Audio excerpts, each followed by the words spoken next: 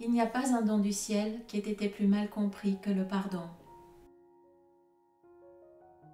Le pardon véritable que nous offre un cours en miracle est une technologie spirituelle, c'est une science de l'esprit. C'est un mécanisme intérieur qui nous fait basculer progressivement de la perception fausse, qui est la peur et la souffrance, à la perception vraie ou perception juste, qui est la paix. Il nous permet de nous libérer des blocages qui se trouvent dans notre esprit inconscient, qui sont les obstacles à la paix intérieure, à la joie et à l'amour. Avec la pratique de ce mécanisme intérieur, qui est un processus de pensée, on entre peu à peu dans une autre dimension de l'esprit. Il s'agit d'une manière de penser qui va radicalement à l'encontre de tout ce que nous connaissons. Et il ne faut surtout pas essayer de le faire entrer dans les cases des concepts qui existent déjà, même s'il y a certains aspects qui ressemblent à des choses qui sont déjà connues, eh bien l'ensemble est totalement nouveau et unique. Ce n'est pas quelque chose qui est compliqué, c'est même étonnamment simple quand on le connaît bien et quand on le comprend. Mais c'est complètement différent de ce que le monde connaît et en général, quand il n'est pas bien compris, il est plutôt présenté comme quelque chose de compliqué, soit comme quelque chose de compliqué, soit comme le type de pardon qui est déjà connu et qui consiste juste à dire « je te pardonne » ou « je me pardonne » ou « je lui pardonne » ou bien juste « je pardonne ». Mais ce n'est pas ça du tout. J'ai fait plusieurs vidéos consacrées au vrai pardon et si vous voulez les écouter et les regarder, vous pouvez les retrouver dans ma playlist Le Pardon. Et j'animerai également un week-end sur le pardon au mois de juillet prochain, ainsi qu'un programme en ligne à l'automne pour apprendre et pratiquer ce processus et pour pouvoir le mettre en place ensuite de manière concrète dans le quotidien. Toutes les infos sont sur mon site web dont le lien se trouve sous la vidéo. Le pardon que nous enseigne un cours en miracle est un processus mental. Et ce processus guérit notre esprit des illusions qui sont les blocages à la paix et à l'amour en nous. C'est ainsi qu'il nous fait passer de la peur, le conflit et la souffrance à la paix, du sentiment de culpabilité à l'expérience de notre innocence innée, de la haine à l'amour. Pour pouvoir se pratiquer, il doit se comprendre et s'apprendre. Nous n'avons pas à inventer nous-mêmes le processus ni à y ajouter des choses qui n'y sont pas. Sinon, nous ne pratiquons pas le pardon que Jésus nous donne dans le cours. Il nous le donne déjà tel que nous devons le pratiquer. Ce processus est précis et complet et il est composé de 3 étapes et ces étapes contiennent elles-mêmes plusieurs composantes. Ces étapes et leurs composantes ne sont pas des options si on veut pratiquer le pardon du cours. Elles doivent toutes y être pour que ce soit le pardon de Jésus, qu'il appelle aussi le pardon pour le salut. Sinon, c'est le pardon du monde que Jésus appelle le pardon pour détruire. Dans un cours en miracle, la réponse à toute situation négative, quelle qu'elle soit, est toujours la même. C'est le pardon véritable. Le pardon est la seule réponse saine, et cela qu'on soit amené à agir ou non dans une situation donnée. Le fait de devoir agir concrètement ou pas n'interfère pas du tout avec la pratique du pardon, puisqu'il se pratique en esprit. Donc, si on est amené à agir concrètement, eh bien on agit. Si on est amené à ne pas agir, on n'agit pas. Jésus nous offre donc la chose la plus simple qui soit. À toute situation spécifique qui nous contrarie ou nous fait souffrir, il y a toujours une seule réponse, le vrai pardon. Nous n'avons pas à chercher par nous-mêmes les différentes réponses spirituelles adaptées à toutes les différentes situations qui nous dérangent ou nous font souffrir. Ça, c'est ce que le monde fait depuis toujours et on voit ce que ça donne. Et puis c'est fatigant de faire comme ça. Non, ici la réponse qui guérit notre esprit est toujours la même, c'est le pardon véritable. Mais pour pouvoir appliquer cette réponse, eh bien, il faut savoir comment elle fonctionne. Et ensuite, il faut l'appliquer et il faut aussi s'y entraîner. Quand on connaît et qu'on comprend les différentes étapes et leurs composantes, on voit qu'elles se fondent en un seul processus simple et praticable en toute situation négative de notre vie. Cette pratique ne demande pas de se mettre en méditation et elle ne demande pas de faire quoi que ce soit de particulier non plus. Puisque c'est un processus mental, elle se pratique en esprit et en toute discrétion. Et personne ne se rend compte que nous sommes en train de pardonner quand nous le faisons. Le plus difficile dans la pratique de ce pardon, c'est de se rappeler de le pratiquer. Mais avec la pratique et l'entraînement, on s'en souvient de plus en plus et il finit par devenir un automatisme, comme une seconde nature. C'est pour ça que l'entraînement est si important. Par l'entraînement, le processus devient de plus en plus automatique et les résultats deviennent aussi de plus en plus évidents. Mais pour pouvoir le mettre en pratique et s'y entraîner, il faut bien le connaître. Et pour bien le comprendre et pour qu'il n'y ait pas de confusion, il faut aussi savoir ce qu'il n'est pas. Il faut donc faire un tri entre le vrai et le faux concernant cet enseignement, parce qu'il est très difficile de sortir des schémas qui sont installés dans l'inconscient collectif. Depuis que j'ai commencé à poster mes vidéos et à présenter des activités pour aider à la compréhension et à la mise en pratique de l'enseignement d'un cours en miracle, il y a régulièrement des personnes qui me posent des questions au sujet de ce qu'est le pardon du cours. J'ai donc à un moment commencé à rassembler les questions qui m'ont été posées au sujet du pardon afin de rendre les réponses accessibles à un public plus large. Commençons tout de suite par la chose la plus simple concernant le pardon d'un cours en miracle. Le pardon d'un cours en miracle, comme je l'ai dit au début de cette vidéo, ce n'est pas de dire simplement « je pardonne » ou « je te pardonne » ou « je me pardonne ». Ce n'est pas ça. Voilà, ça c'est vu. Voyons maintenant les autres choses qui sont souvent mentionnées et qui ne sont pas le pardon que Jésus nous enseigne dans le cours. Commençons par la question qui m'a été le plus posée. Eh bien, pour avoir la réponse, prenons-la dans un cours en miracle. Le pardon reconnaît que ce que tu pensais que ton frère t'avait fait ne s'est pas produit. Il ne pardonne pas les péchés pour les rendre réels. Il voit qu'il n'y a pas eu de péché. Et dans cette façon de voir, tous tes péchés sont pardonnés. Qu'est-ce que le péché sauf une idée fausse sur le Fils de Dieu? Le pardon voit simplement sa fausseté et par conséquent en lâche prise. Dans ce passage, on voit clairement que le pardon voit la fausseté du péché et que la conséquence d'en voir la fausseté, c'est le lâcher-prise du péché. Le lâcher-prise est donc la conséquence de voir le péché comme une illusion, puisqu'il dit « le pardon voit simplement sa fausseté et par conséquent en lâche prise ». Donc pour pouvoir lâcher prise des illusions, il faut commencer par voir que ce sont des illusions. Il n'y a pas que ça à prendre en compte, mais cette partie est essentielle, comme toutes les autres aussi. Aucune ne peut être évitée. Sans cela, le lâcher-prise ne peut pas se produire. Nous pouvons nous évertuer autant que nous le voulons à essayer de lâcher prise, même si nous ressentons un soulagement temporaire, les illusions ne seront pas enlevées de notre esprit inconscient. Le pardon d'un cours en miracle, ce n'est pas un lâcher-prise, c'est un processus. Ce processus contient une partie qui est un lâcher-prise, mais d'une manière précise, qui n'est pas ce qu'on a l'habitude d'appeler le lâcher-prise. Et ce processus, en entier, nous mène à une guérison intérieure progressive et de plus en plus profonde. Voici un passage où Jésus nous parle de ce qu'est le pardon. Le pardon est la guérison de la perception de séparation. Ici, Jésus ne dit pas que le pardon, c'est le lâcher-prise de la perception de séparation, ou de la perception fausse, ou le lâcher-prise de l'ego, ou de notre faux moi. Il dit bien que c'est la guérison de notre perception, la guérison, parce que le pardon guérit notre esprit. Le processus complet du pardon, pas juste un lâcher-prise. Notre effort à nous consiste à pratiquer le processus du pardon. Et c'est un effort qui nous mène peu à peu à un état de non-effort, à un état de paix et de repos intérieur. Si nous pensons que le processus du pardon c'est juste un lâcher-prise, nous ne pratiquons pas le pardon et nous ne lâchons pas prise des illusions. Le lâcher-prise est un concept qui existe déjà depuis longtemps et le monde n'a jamais été aussi mal et aussi accroché à ses possessions, y compris et surtout à ses possessions intérieures, à ses croyances qui se recyclent de siècle en siècle, de génération en génération.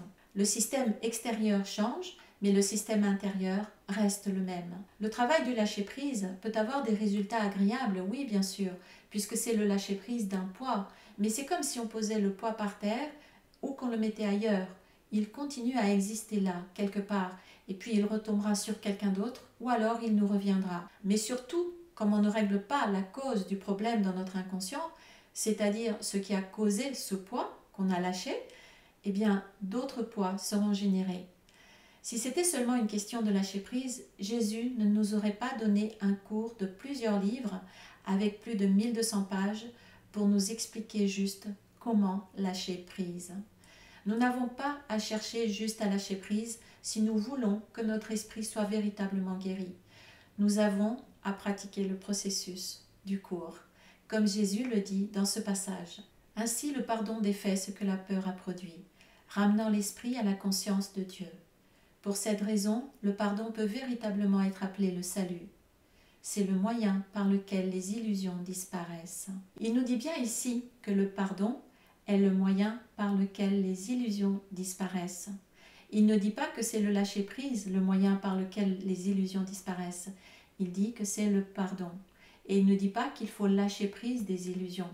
Il dit qu'il faut pratiquer le pardon pour que les illusions disparaissent. Nous devons donc le pratiquer pour que les illusions disparaissent d'elles-mêmes. Et c'est comme ça que ça marche. Voici un autre passage qui est très clair concernant ce qu'est le pardon et ce qu'est le lâcher-prise par le pardon. Or, sur terre, tu as besoin de moyens pour lâcher prise des illusions. Il nous dit, on ne peut plus clairement, que nous avons besoin de moyens pour lâcher prise des illusions. Il ne dit pas que le lâcher-prise est le moyen. Non, le moyen pour lâcher prise des illusions, c'est le pardon. Puisque dans l'extrait juste avant celui-ci, nous avons vu que le pardon est le moyen par lequel les illusions disparaissent. Prenons une image pour illustrer ça. Ce serait comme si nous avions les mains sales après avoir travaillé la terre ou fait du bricolage ou autre chose, et qu'ensuite nous disions « je vais lâcher prise de la saleté que j'ai sur les mains ». Je le décide et toute la saleté va tomber. Nous savons tous que ça ne marche pas. Nous n'avons même pas pensé à faire quelque chose comme ça. Nous avons besoin de quelque chose pour enlever la saleté que nous avons sur les mains. Nous ne pouvons pas juste dire « je vais lâcher prise de la saleté que j'ai sur les mains ». Nous avons besoin de prendre du savon et de l'eau pour que la saleté se décolle de nos mains d'elle-même, grâce à l'eau et au savon. Si nous disons juste « je vais lâcher la saleté », alors nous pouvons attendre longtemps. Ça ne marchera pas. Et bien ici c'est pareil. Nous ne pouvons pas juste dire que nous allons lâcher prise de nos croyances fausses et de nos illusions. Surtout que la plupart sont inconscientes et nous n'avons pas un accès direct à notre inconscient. C'est pour ça que Jésus ne nous dit pas juste « lâche prise de tes illusions, de ta peur et de ta souffrance ». Il sait bien que ça ne marche pas comme ça. Nous avons besoin de quelque chose qui nous aide à lâcher prise des illusions pour nous libérer aussi de la souffrance. Puisque ce sont les illusions dont nous sommes inconscients qui génèrent la souffrance dont nous sommes conscients.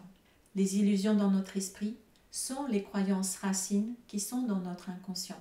J'aime beaucoup le terme « croyance racine » et il m'a été donné par quelqu'un qui se reconnaîtra. Ces croyances racines sont les croyances originelles en la séparation et la culpabilité. Et c'est de là que viennent la peur de la punition de Dieu et les rancœurs. C'est cela qui engendre la souffrance. Ce sont les blocages à la paix et à l'amour en nous. Des blocages qui sont énormes et inconscients. Et pourtant, ils sont illusoires. Ils ne sont pas réels.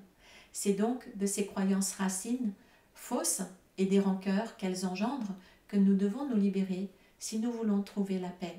Et enfin, un aspect qui est capital et dont il faut absolument tenir compte, c'est ceci. Si on procède en voulant lâcher prise des souffrances, sans tenir compte du fait que ce sont des illusions, puisque c'est un rêve de souffrance, on continue à considérer tout comme réel. C'est l'erreur qui est quasiment toujours faite.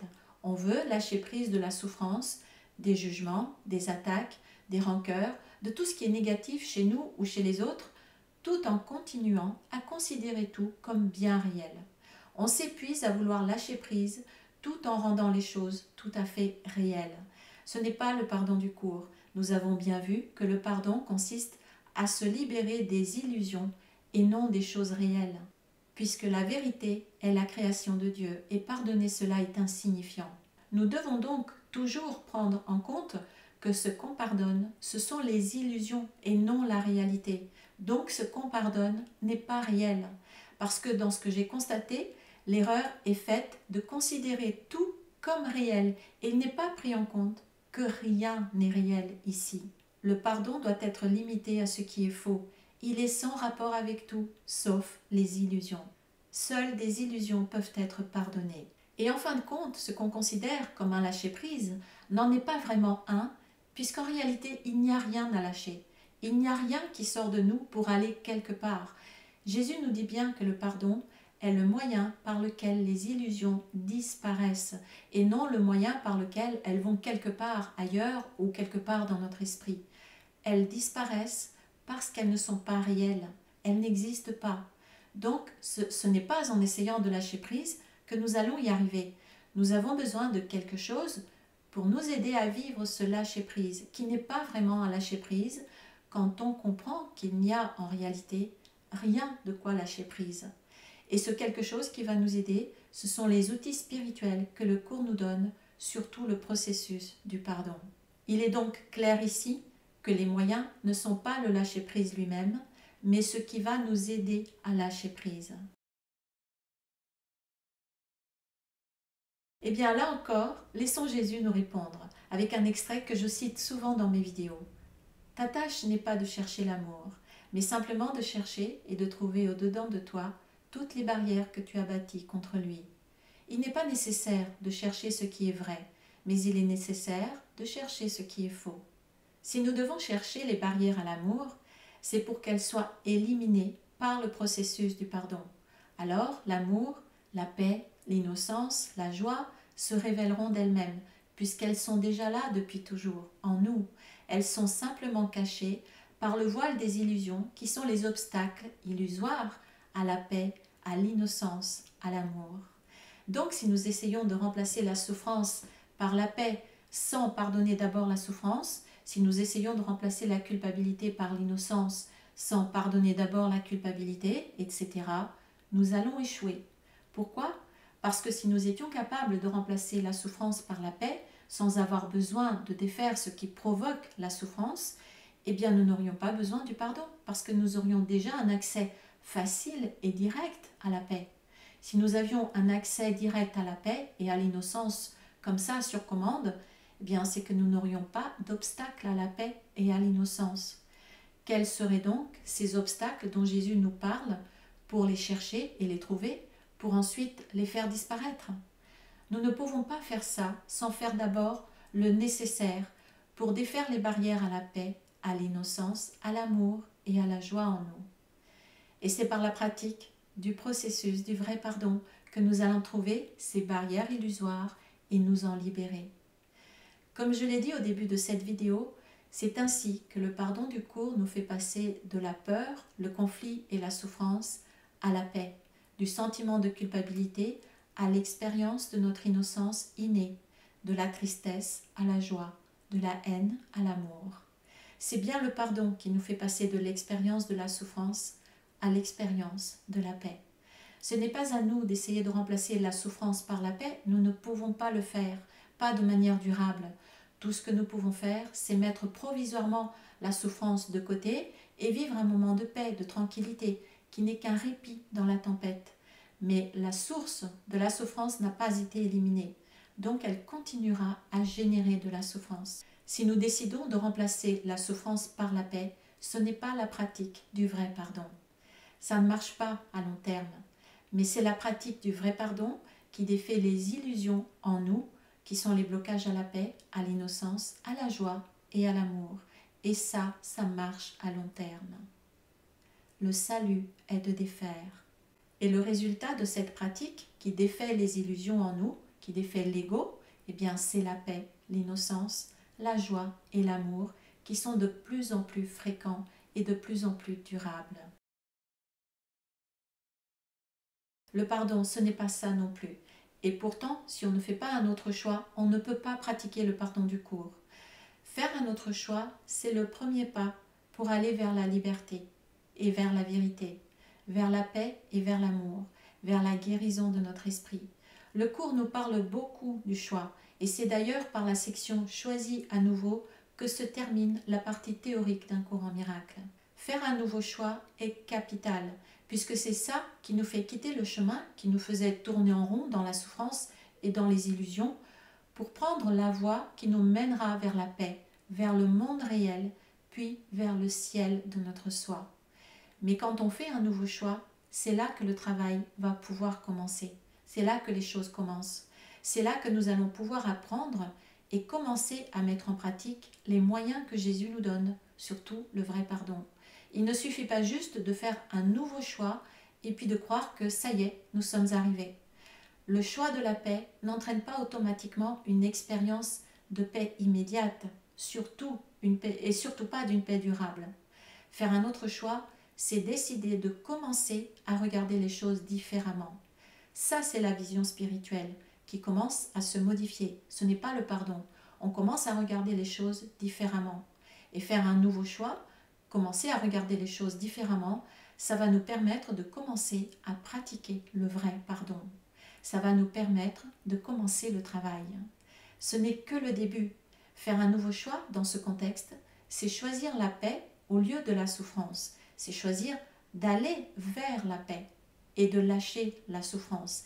Mais ce n'est pas parce qu'on choisit la paix qu'on est forcément en paix. Il va falloir commencer à apprendre et à pratiquer le pardon pour obtenir ces résultats. Il va falloir apprendre comment faire pour atteindre la paix. Puis, il va falloir commencer à faire ce qu'on a appris. S'il suffisait juste de dire « je choisis la paix pour être en paix », encore une fois, Jésus ne nous aurait pas donné le processus du pardon et un enseignement aussi sophistiqué, pour reprendre l'expression de Kenneth Wapnick. Il y a une leçon du livre d'exercice qui est « Je veux la paix de Dieu ». Et elle commence comme ceci. Dire ces mots, ce n'est rien, mais les penser vraiment, c'est tout. Voilà pourquoi il ne suffit pas de choisir la paix pour être en paix. Parce que nos esprits sont si verrouillés que nous ne pouvons pas lire et dire ces mots en les croyant totalement, surtout au début. Si c'était le cas, nous n'aurions pas besoin du processus du pardon. Il suffirait de les dire et puis voilà, nous serions guéris de toute souffrance, de toute illusion dans notre esprit. Parce que Jésus nous dit que nul ne peut vraiment penser ces paroles et ne pas être guéri. Or, force est de constater que nous les prononçons et nous ne sommes pas guéris, parce que nous ne les croyons pas. Il y a en nous des obstacles qui nous empêchent de croire que ces paroles sont vraies. C'est précisément à ça que nous sert le processus du pardon, à nous aider à enlever de notre esprit les obstacles à la paix. Et plus nous le pratiquons, plus notre nouveau choix se confirme et plus nous accédons à la paix. Le nouveau choix que nous faisons se fait à deux niveaux. Il se fait une première fois quand nous décidons qu'il doit y avoir une meilleure voie, que nous en avons assez des voies de ce monde, qu'elles ne nous apportent pas satisfaction.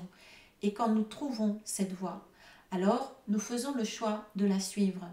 Notre choix est fait et nous ne revenons pas là-dessus. Même si nous faisons des sorties de route de temps en temps, ce qui arrive fréquemment, mais de moins en moins fréquemment quand même, nous allons toujours finir par y revenir, parce que nous avons compris que tout ce que nous trouvons dans le monde ne compensera jamais le manque de ce que nous cherchons vraiment. Et puis, nous faisons aussi ce choix à chaque instant. Et surtout à chaque instant où les choses deviennent difficiles. En suivant cet enseignement, nous faisons le choix de regarder de plus en plus les choses différemment. Le choix de continuer à suivre la direction qui nous mène vers notre soi. Quand les choses deviennent difficiles ou simplement contrariantes, nous faisons le choix de cesser de penser comme nous avons l'habitude de le faire. Et donc nous faisons le choix ensuite de pratiquer le processus du pardon. Donc nous faisons d'abord un choix global, qui est le choix de suivre une autre voie que celle que nous avons suivie jusqu'ici. Et alors, nous allons pouvoir commencer à apprendre comment faire pour suivre cette voie, pour faire ce nouveau chemin. Ensuite, nous faisons un choix différent à chaque contrariété de notre vie, dans notre quotidien. C'est le choix de pardonner plutôt que de continuer à croire les illusions. Alors, chaque fois que nous faisons le choix de pardonner, nous pouvons mettre en pratique le processus pour nous libérer de la souffrance et trouver la paix. Mais quel que soit le niveau dont nous parlons, c'est toujours la même chose. D'abord, nous faisons un nouveau choix et ensuite, nous pratiquons. J'aime bien illustrer les choses par des exemples, vous l'avez peut-être déjà remarqué. Et ici, c'est un peu comme si nous devions choisir entre deux destinations de vacances. Tant qu'à faire, partons en vacances. Nous hésitons entre la mer et la montagne. Et nous finissons par choisir la mer, par exemple. Mais ce n'est pas parce que nous choisissons la mer que nous nous trouvons instantanément au bord de la mer. Il va falloir remplir le réservoir de carburant de la voiture ou acheter un billet de train ou un billet d'avion. Et puis, il va falloir prendre la route ou le train ou l'avion. Et puis, il va falloir aussi faire le trajet pour atteindre notre destination, les vacances. Voilà, ici, c'est pareil. Nous choisissons un nouveau but qui est la paix. Ensuite, nous apprenons comment y arriver. Nous apprenons les moyens, surtout le vrai pardon. Et puis nous apprenons comment fonctionnent ces moyens, ce matériel spirituel. Et ensuite nous commençons à l'utiliser pour atteindre notre but, les vacances. Ensuite, chaque jour, nous allons avoir plein d'occasions de pratiquer ces moyens et d'avancer un peu plus vers notre but. Et à chaque fois que nous avons une difficulté, le processus est aussi le même. Nous faisons le choix de voir les choses autrement, donc notre regard prend une autre direction, la vision spirituelle, et ensuite nous pratiquons le processus du pardon, ce qui nous permettra de vivre de plus en plus des moments de paix. Et nous nous rapprochons de plus en plus de notre destination, le ciel de notre soi, les vacances. Et ici, tout comme dans notre exemple, pour partir en vacances, eh bien, il y aura des choses imprévues et désagréables sur la route, des obstacles à notre avancement. Ces obstacles sont ce qui nous permettra de pratiquer le vrai pardon pour les effacer de notre esprit, les uns après les autres. Donc, je dois dire encore une fois une chose que je dis souvent, c'est que l'ego ne va pas nous laisser tranquilles. Il va résister de toutes ses forces à sa propre disparition. Et il va tout faire pour nous rendre le chemin invivable et pour nous faire renoncer. Surtout quand nous commençons à faire les choses plus sérieusement et qu'il se sent vraiment menacé. C'est pour ça que Jésus nous prévient. Ton ego ne peut pas accepter cette liberté et il s'y opposera à tous les moments possibles et par tous les moyens possibles. Nous devons donc garder à l'esprit que l'ego va tout faire pour nous empêcher d'avancer vers la paix. Je t'ai déjà dit que tu peux être aussi vigilant contre l'ego que pour lui. Cette leçon enseigne non seulement que tu peux l'être, mais que tu dois l'être. Donc choisir la paix, ce n'est pas être automatiquement en paix, c'est marcher vers la paix en pratiquant le vrai pardon et les 3 autres moyens que Jésus met à notre disposition pour enlever de notre esprit tous les blocages à la paix. Et marcher vers la paix, eh bien, c'est marcher vers notre but, le royaume de Dieu. C'est ce que Jésus appelle être vigilant pour le royaume. Ne sois vigilant que pour Dieu et son royaume. Si Jésus nous dit d'un côté d'être vigilant contre l'ego et de l'autre côté de n'être vigilant que pour Dieu et son royaume, c'est que c'est sérieux et que nous devons en tenir compte. Donc nous devons en même temps garder notre objectif en vue, qui est le royaume, tout en gardant l'ego à l'œil. Garder l'ego à l'œil, c'est savoir qu'il ne va pas accepter de disparaître aussi facilement. Donc dès lors que nous faisons un autre choix et que nous nous engageons concrètement sur la voie vers la paix, vers notre nouveau choix, notre nouveau but, alors le travail avec le pardon commence pour défaire l'ego. Le salut est de défaire. C'est le chemin avec un cours en miracle. Défaire l'ego par la pratique des outils spirituels du cours et avancer vers la paix, vers le royaume en nous. Et ce choix peut être fait à chaque instant. Donc le pardon peut être pratiqué quasiment à chaque instant qui le nécessite. Oui, il y a un choix à faire. Et chaque jour, nous avons des choix à faire si nous voulons avancer vers la paix du ciel. Mais le choix en lui-même n'est pas la pratique du pardon. Ce choix d'un nouveau but nous fait prendre une nouvelle direction pour rentrer chez nous par la pratique du pardon. Et le pardon, bien qu'il fait se lever les résistances de l'ego très fort par moments, eh bien c'est un accélérateur vers notre éveil, c'est un ascenseur vers le ciel, c'est un raccourci vers notre vrai être, vers le retour de notre mémoire divine, de notre origine oubliée. C'est par ton pardon que la vérité à ton sujet te revient en mémoire. Il nous fait aller en ligne droite vers le ciel, et c'est comme pour gravir une montagne. Il y a des sentiers qui font beaucoup de détours et qui prennent beaucoup de temps. Il y a les sentiers qui sont un peu plus étroits, mais qui font moins de détours et qui sont un peu plus rocailleux que le premier. Et puis, il y a les lignes droites qui montent à pic et qui contiennent beaucoup de rocailles et des épines à déblayer. Chacun choisit celui qu'il veut. Un cours en miracle nous fait aller en ligne droite et gagner un temps dont nous ne pouvons pas mesurer la durée. Il parle de milliers d'années à chaque fois que nous pratiquons. Et cette pratique consiste à utiliser les moyens qu'il nous donne. Je rappelle ces moyens que je développe dans ma vidéo « Les outils spirituels d'un cours en miracle ». Il y a le pardon véritable, la guidance du Saint-Esprit, la vision spirituelle, qu'il appelle aussi la vue spirituelle, la vraie vision, la vision ou simplement la vue. Et il y a enfin la prière véritable, qui n'est pas une prière de demande, mais une prière de gratitude. Et le prochain jeudi de l'Ascension, j'animerai un atelier en ligne pour apprendre et pratiquer la prière véritable que Jésus nous enseigne. Ce sera à 20 h, heure de France métropolitaine. Pour plus d'informations concernant ces ateliers et aussi mes autres activités, vous pouvez visiter mon site web dont le lien se trouve en description sous la vidéo. Dans le cours, Jésus nous explique ses moyens de manière détaillée et il le dit. Les moyens te seront expliqués avec soin. La révélation peut à l'occasion te révéler la fin, mais pour l'atteindre, les moyens sont nécessaires. Et il nous dit aussi que la pratique de ces moyens nous mènera vers le bonheur absolu. Il nous dit, ta fonction est d'être heureux en utilisant les moyens par lesquels le bonheur devient inévitable.